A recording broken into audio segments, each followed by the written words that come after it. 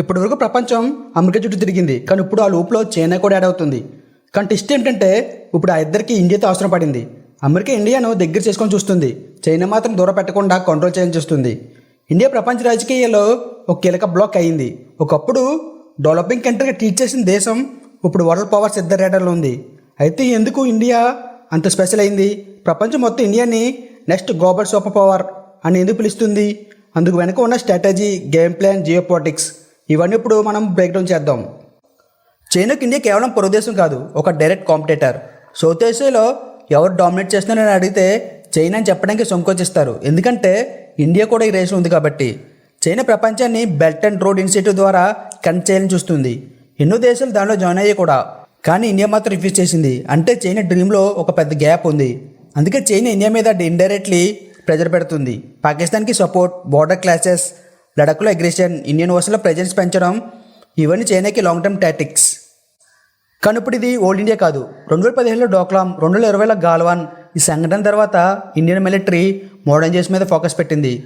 Tejas jets, INS Vikrant, అగ్ని missiles, Rafale fighters ఇవన్నీ ఇప్పుడు ఇండియా గర్వంగా చూపిస్తున్న అస్త్రాలు. ఇంకా డిప్లొమసీలో కూడా ఇండియా లెవెల్ పెంచింది. క్వాడ్, ఎస్సీఓ, బ్రిక్స్ అన్ని ఫోరమ్స్లో చైనాకు ఛాలెంజింగ్గా కనిపిస్తుంది. ఇండియన్ డిప్లొమసీ ఇప్పుడు ఒక మెయిన్ గేమ్లో ఆడుతుంది.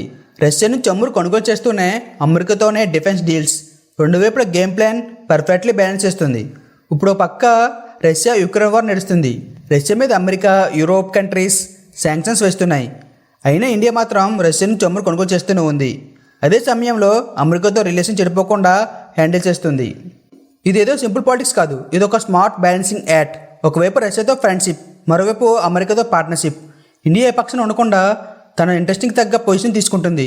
రష్యాతో ఎనర్జీ డీల్స్, అమెరికాతో డిఫెన్స్ అండ్ టెక్నాలజీ పార్ట్నర్షిప్స్, ఫ్రాన్స్తో స్పేస్ అండ్ రఫేల్ కోఆపరేషన్, జపాన్తో ఇన్ఫ్రాస్ట్రక్చర్ అండ్ టెక్ కొలాబరేషన్స్, ఆస్ట్రేలియాతో ఇండో పసిఫిక్ సెక్యూరిటీ. ఇది సింపుల్గా చెప్పాలంటే ఇండియా ప్రతి దేశం దగ్గర బెస్ట్ తీసుకుంటుంది. ఇది ఇప్పుడు ప్రపంచ రాజకీయాల్లో కొత్త ఫార్ములాగా మారింది. క్లైమేట్ చేంజ్ విషయంలో ఫ్రాన్స్, జపాన్ లాంటి కంట్రీస్, డిఫెన్స్ టెక్నాలజీ విషయంలో యూఎస్ఏ, ఎనర్జీ విషయంలో రష్యా, మారిటైమ్ సెక్యూరిటీ విషయంలో ఆస్ట్రేలియా, ఇండోనేషియా, ఫిలిప్పైన్స్ లాంటి కంట్రీస్. 2023లో ఇండియా G20 సమ్మిట్ని హోస్ట్ చేసింది. అది కేవలం ఒక ఈవెంట్ కాదు, అది ప్రపంచానికి ఒక సింబాలిక్ మెసేజ్. ఇంక మీదట ఇండియా ఒక ఫాలోవర్ కాదు, ఒక లీడర్ అని. ఇప్పుడు పరిస్థితి ఎలా ఉందంటే ఇండియా మాట్లాడుతుంటే ఈ ప్రపంచం అబ్జర్వ్ చేస్తుంది. అంటే ప్రపంచం ఇప్పుడు ఇండియా చెప్పేదాన్ని సీరియస్గా తీసుకుంటుంది. ఇండియా డిప్లొమసీ ఇప్పుడు ఎలా ఉందంటే అగ్నికి పెట్రోల్ పోసినట్టు బలానికి తెలుగు కూడా కలిపింది. ఏ కంట్రీతో పూర్తిగా డిపెండ్ కాకుండా అందరి దగ్గర ట్రస్ట్ అండ్ ఇన్ఫ్లుయెన్స్ మెయింటైన్ చేస్తుంది. ఇండియా ఇప్పుడు ప్రపంచానికి ఒక బ్యాలెన్సింగ్ పవర్గా మారింది.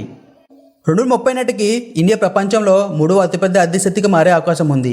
AI, renewable energy, semiconductor production, space technology ఈ రంగంలో ఇండియా దూసుకెళ్తుంది. ఇస్రో ఒక చంద్రయాన్-3 ల్యాండింగ్, IC-11 మిషన్ ఇవి ఇండియా క్యాపబిలిటీకి ప్రూఫ్. ఇంకా make in India, digital India, startup India వంటి పాలసీస్ వల్ల గ్లోబల్ మార్కెట్లో ఇండియా ఉనికి రోజు రోజుకి పెరుగుతుంది. చైనా పవర్ని బ్యాలెన్స్ చేయడానికి అమెరికాకి ఇండియా ఎప్పుడు కూడా అవసరం.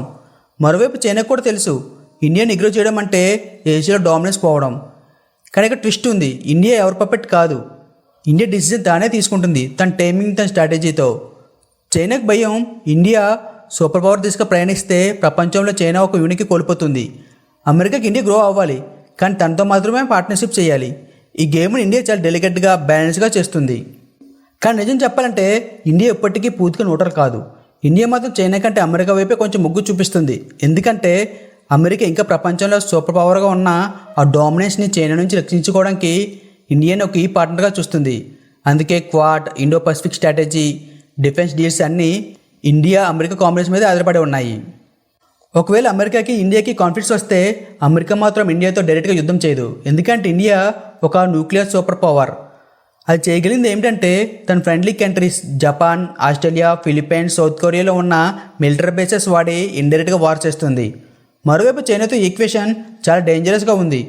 చైనా ఇండియా కంటే ముందుగా సూపర్ పవర్ అయితే తన ఫస్ట్ టార్గెట్ ఇండియానే అవుతుంది. ఇండియాని ఎలా బలపరచాలి, ఎలా ఐసోలేట్ చేయాలి, అదే చైనా యొక్క లాంగ్ టర్మ్ స్ట్రాటజీ. కానీ ఇండియా ఇప్పుడు చైనా ఎలా ఆలోచిస్తుందో దానికి నెక్స్ట్ మూవ్ ఇండియా ముందుగానే గెస్ చేసి కౌంటర్ స్ట్రాటజీ బిల్డ్ చేస్తుంది. ఇదే రీజన్ ఇండియా ఇప్పుడు కేవలం రీజనల్ ప్లేయర్ కాదు, ఇది గ్లోబల్ చెస్ బోర్డ్లో చెక్మేట్ చెప్పగల ప్లేయర్. ఈ సూపర్ పవర్స్ మధ్య జరుగుతున్న యుద్ధంలో ఇండియా ఒక ట్రంప్ కార్డులో ఎంటర్ అయింది. ఎవరైనా సూపర్ పవర్గా అవ్వాలంటే వాళ్ళు ఖచ్చితంగా ఇండియా వైపు చూడాలి. అది అమెరికా అయినా, చైనా అయినా. ఎందుకంటే ఇండియా ఇప్పుడు centre of gravity of the వరల్డ్గా మారింది.